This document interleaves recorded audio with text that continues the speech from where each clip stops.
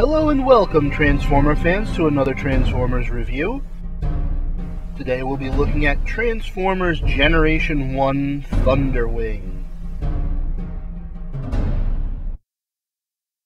Thunderwing is a Generation 1 figure, part of the Mega Pretender subline released by Hasbro in the US in 1989, and he is also the only Decepticon Mega Pretender produced.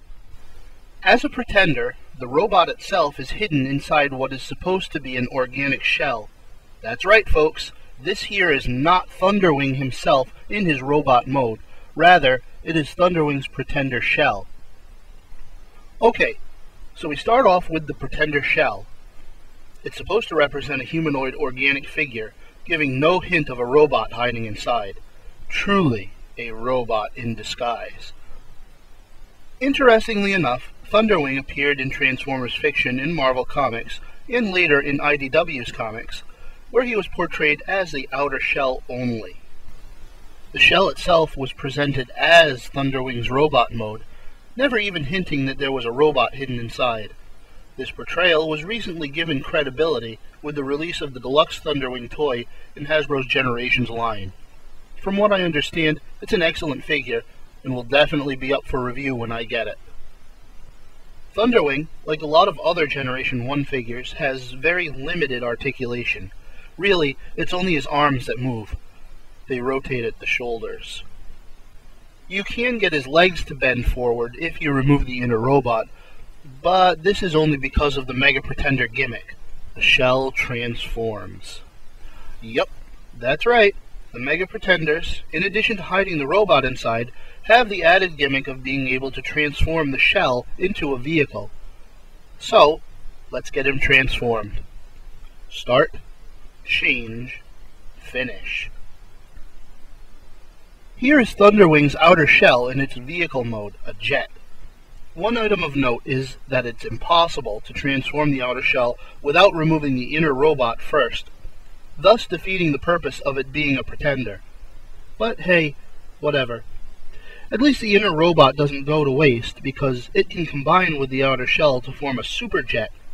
The two laser blasters can fit in posts underneath the wings, and Thunderwing's Cyclone Cannon also fits in a post on top of the jet. There's not much else to say about this mode, other than that it sports a lot of gold coloring. Fortunately, this seems to be painted on, and not gold plastic, so Thunderwing does not suffer from gold plastic syndrome. Okay. Now on to the actual Thunderwing figure. This is Thunderwing himself in his alternate mode, an interstellar jet. His Cyclone Cannon can fit in a post on top of the jet in this mode. The alternate mode is functional, though rather simple. It's questionable as to whether or not he could actually fly with such small wings, but I think if we're going to believe that there is a giant alien robot that changes into a jet, and hides inside an even larger organic shell, we can let the wings slide. Finally, we take a look at Thunderwing's robot mode. Start, change, finish. This is Thunderwing in his robot mode. He is very tiny compared to his Pretender shell. Nothing new here color-wise, as all the colors that appear on the Thunderwing's robot mode can also be found on his outer shell. Articulation in this mode is about the same as the outer shell, which is to say not really all that much. His arms will rotate at the shoulders, and that's pretty much it. His legs do bend outwards due to the transformation, and they even bend at the knees, but they don't bend forward or backwards. He can hold his Cyclone Cannon in either hand. Hey, this was Generation 1, and so we can forgive it. Thunderwing's accessories include the two heat-seeking laser blasters and his Cyclone Cannon. All three weapons have excellent molded-in detail, though no paint applications. This is about on par for Generation 1, and as such is to be expected. Now, I'll go so far as to make the argument that the Pretender shell is also an accessory. Of course, the detail and paint applications on it are really well done, much more so than on the robot itself. I can see why Marvel chose the shell alone to base the character's appearance on. Now for Thunderwing's tech specs. The alternate mode score is for both Thunderwing and his Pretender shell. They receive a 7.5 each. Both are supposed to be jets, and combined form a super jet, and sure, they pull it off fairly well. The robot mode score is also for both Thunderwing and his Pretender shell. The shell gets an 8 for being super detailed, and Thunderwing himself gets a 6 because, honestly, it should have been more than it is.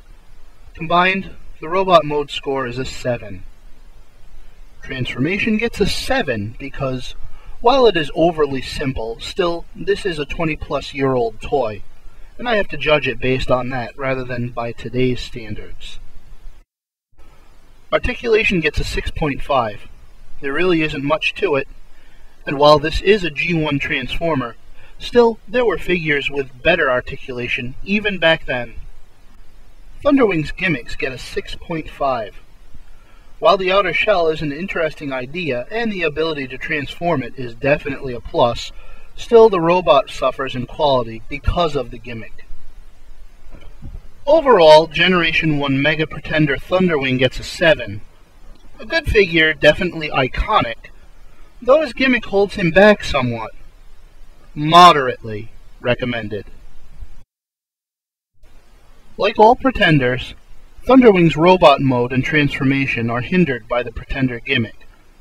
Thunderwing especially seems lacking, comparing the robot with the outer shell.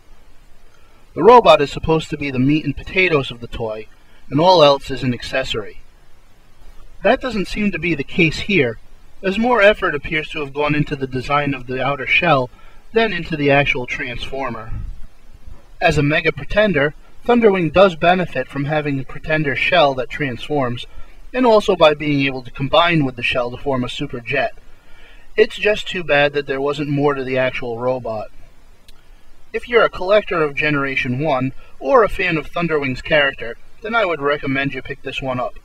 If not, its cost on the secondary market is prohibitive, to say the least. This has been another X Aaron review. Thank you so much for watching, and stay tuned for more.